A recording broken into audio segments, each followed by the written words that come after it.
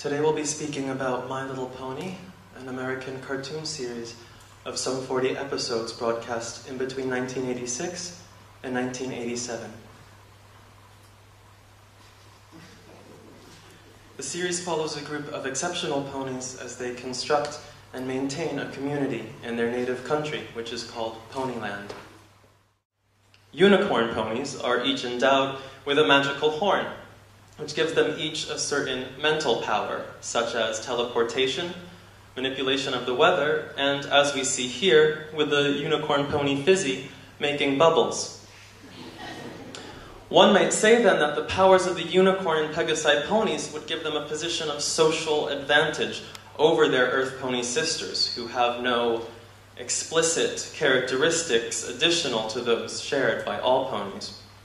I would argue, however, that while we often see spectacular displays of unicorn power and Pegasus flight in the context of play, we are also privy to their shortcomings.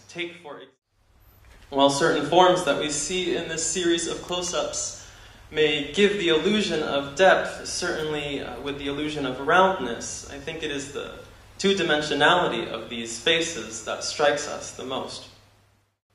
I'd like to talk for a moment about something that happens when we watch television, and I think we'll all be familiar with this. There's a sort of zone-out space where the face slackens and the eyes glaze over. And I would like to propose that this is a mirror proposition from the television, that as we watch the television, we take the flatness of the figures that we see, and we project this flatness onto our own faces, heads, and bodies. So while we watch the ponies, who themselves are exceptionally flat, we have a sort of spatial arrangement of two plates, one juxtaposed against the other. It is in this sort of mutual regard that we find a kind of two-dimensional love gaze in between viewer and pony.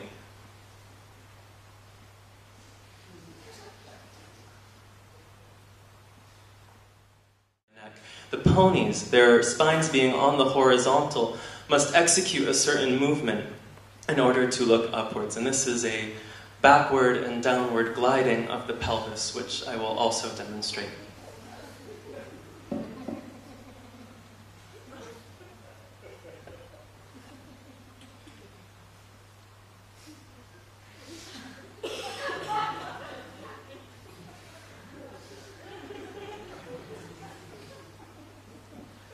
And as we see, my neck is completely free, my throat open for speaking, and it's actually quite an agreeable movement. I feel a sort of arrow of energy shooting down through my pelvis, out and backward. At the same time, a rising of energy up through my spine and out through my eyes.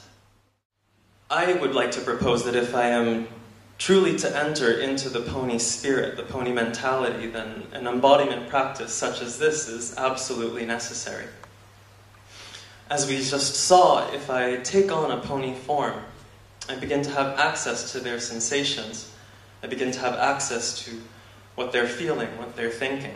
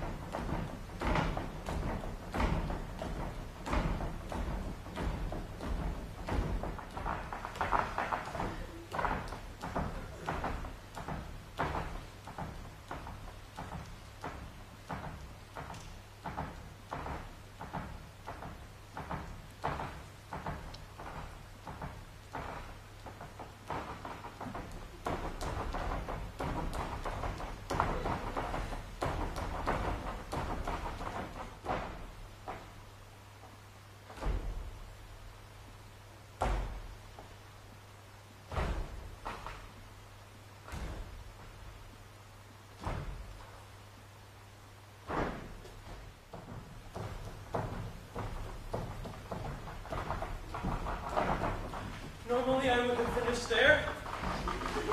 But I think that it would be irresponsible of me to finish without having shared one thing with you.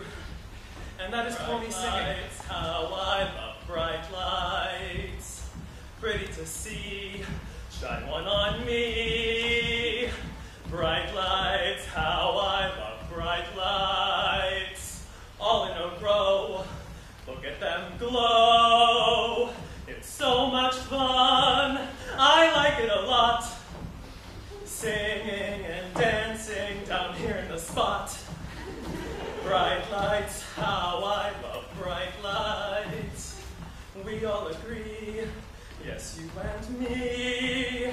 It's bright lights.